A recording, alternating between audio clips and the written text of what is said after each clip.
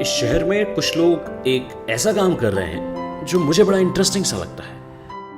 मैं जिस काम की बात कर रहा हूं वो काम ये औरत भी करती है। वो रोज 4 गाय और घास लेकर इस मंदिर के पास आती है, फिर यहां बैठकर वो लोगों को घास बेचती है।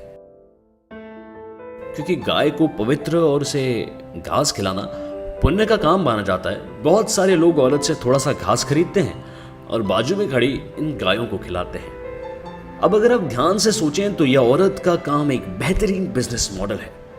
4 गाय उसकी है, घास भी उसका है और गायों को घास खिलाने की जिम्मेदारी भी उसी की है, लेकिन वो अपना काम दूसरों से करवा रही है और ऊपर से पैसे भी कमा रही है। इन गायों से मिलने वाले दूध से भी उसी का फायदा होता है। तो बड़ी समझदारी से उसने अपनी जिम्मेदारी को पैसे कमाने के एक तरीके में तब्दील कर दिया है।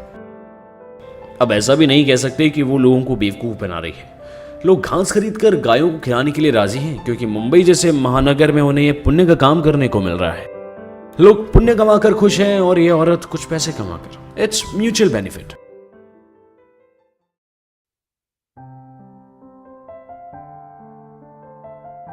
इस शहर में एक टीचर है जो स्कूल में बच्चों को साइंस पढ़ाती है।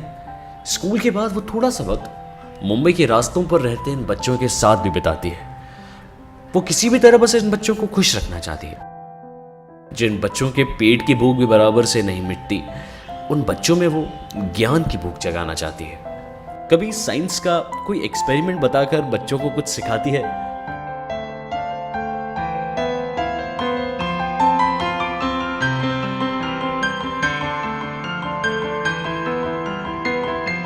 तो कभी कुछ नया दिखाकर उन्हें हंसाती है।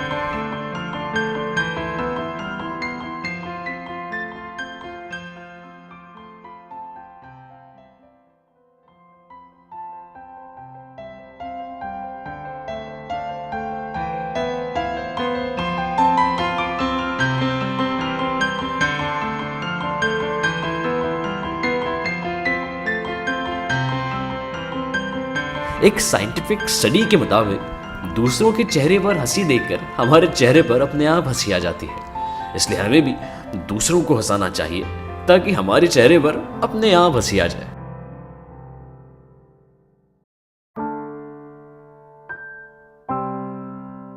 इस शहर में एक आदमी है जो सामने तो नहीं आना चाहता, लेकिन इन चेहरों में एक चेहरा उसका भी है। वो रोज लोकल ट्रेन में अप डाउन कर काम पे जाता है। लोग भीड़ से परेशान हैं पर वो नहीं, बल्कि वो तो इस भीड़ में बहुत खुश रहता है। लेकिन उसकी खुशी के पीछे भी एक कहानी है। कहानी कुछ ऐसी है, वो जिस गांव से मुंबई आया है वह आज भी लोग उसकी जाति को अछूत मानते हैं। 27 साल से उसने अपने गांव में एक अछूत आदमी की तरह जिंदगी बिताई है। गांव में लोग उससे दूर रहते थे और मानसिक तौर पर उसे भी लोगों से दूर रहने की आदत सी हो गई थी। कुछ काम की तलाश में जब वो मुंबई आया तो उसने जाना कि यहाँ तो लोग भीड़ में चलते चलते उसे छू जाते हैं, टकरा जाते हैं, कोई परवाह ही नहीं करता। शुरू में उसे बड़ा अजीब लगता था। आदत से मजबूर उसने यहाँ भी लोगों से दूर रहने की कोशिश की थी ताकि कोई उसे या वो किसी और को गलती से छू ना ले। लेकिन जब हालात ही ऐसे हों,